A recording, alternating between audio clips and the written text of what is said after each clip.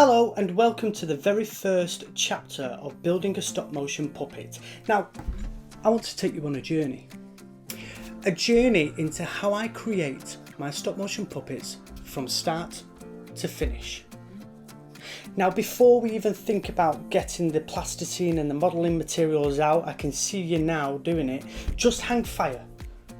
Because we need to actually come up with a character, a puppet that we want to create. So I am going to sketch out a few ideas of a character. Where do we start? So I've recently become a dad and I would really like to have a character that I can use to interact with my son. Now I think I'm going to go down the route of an animal. And the animal that I like the most is a tortoise. So I'm going to draw out and sketch around 6 to 8 different ideas of a tortoise. Now, I urge you to do the same with whatever it is that you're going to be making.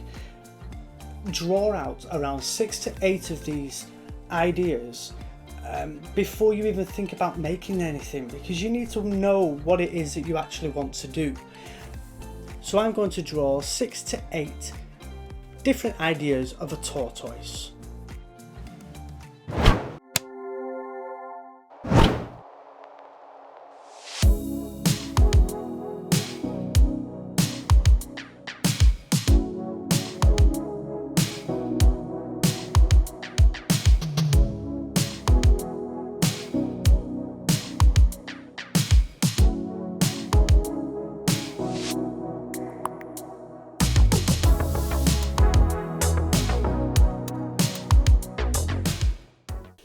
Okay, so I may have done a few more than 8 drawings, but I just get engrossed in it. I absolutely love the design process and thinking up characters. So I drew out, as you can see here, many different versions of a tortoise.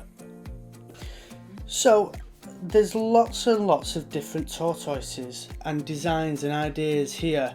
Different heads, different bodies, different hands, different legs. Now, it's really important to be quite open with how you want to have your character at first before you start doing the next phase, which is honing in on the actual character that you're liking the most. Now, as you're drawing, you'll start going, oh yeah, I quite like that, and you'll start drawing a few kind of similar, because you're instantly getting the idea of what you want in your head, and it's coming out on the paper as you want it, and you'll start to find the actual character that you're after. And this is what's happened here. There's a few general characters, and then as you can see, I start to look into the character that's got this quite rounded head, which is quite soft features, which is always very good for children. So I've gone down the route of this character, but then I wasn't necessarily happy with the body that it did, so I decided to draw a few more, and I started to look at the rounder shell here, but then I wasn't quite sure about the feet, so then I started drawing even more characters with different feet, as you can probably see here, until I eventually started to get quite close to what I was after, which you can start to see here. This is looking more like the tortoise character that I want to create. So it's really important to do this initial sketch ideas, because then you can start honing in on the actual character that you are liking and really get it better. Now, what I also did was I started to look at putting this character into a few scenarios. We're trying to make this into a puppet, so we need to know what the ability is that the puppet can have, whether he's going to have to jump in the air, whether he's going to skateboard, whether he's going to go whizzing past on a pogo stick. We don't know until we do some initial ideas. So I started drawing him, going down some kind of a slide, which I thought was quite cool. I need to factor that into making the puppet. I've got him jumping in the air here. I need to factor that into the puppet. I'll probably have to have some kind of a rig so that I can connect him to a rig so he can fly in the air. He recoils inside his shell. That is a big thing that we need to think about when we are looking into how we make this puppet. If I actually want to make this puppet recoil inside his shell, I need to make sure that I can actually do it. This is why this initial sketches is the most fun parts of making a puppet, but it's also the most crucial. You want to animate it a certain way and you go, I can't do that because I didn't build it to be able to do that. So I'm really happy with some of these sketches, and I've actually thought of a name for him. Now, you don't have to start with a name anytime soon, but I have a name for him. And my character, I think I'm going to call Terence the Tortoise. So from now on, I'm going to talk about Terence the Tortoise that you can see here. The next thing that needs to happen is we need to do a scale drawing of Terence the Tortoise in the exact size that he is going to be. Now, you need to think a lot about the size of your set and what room you have to work with. You know, if you're an independent animator like myself, I have this room. I can't go about making elaborate sets like big companies can. So I need to be very careful about the size that I make Terence, especially if he is a tortoise, because the real world is obviously a lot bigger.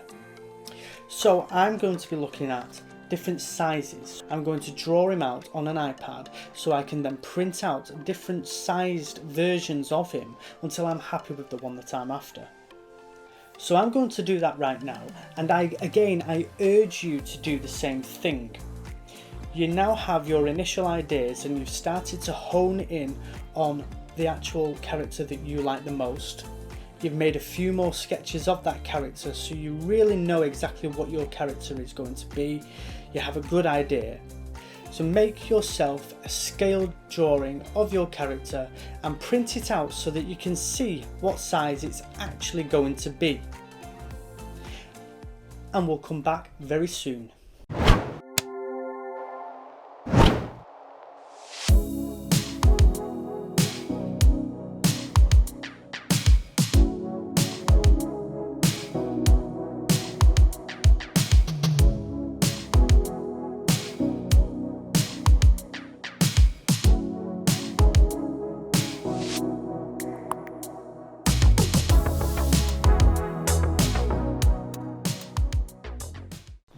So I've finished my drawings, I've banged them onto the computer, and I've made 3 scaled drawings and I've printed them out onto card, and it is what you can see here in front of me right now.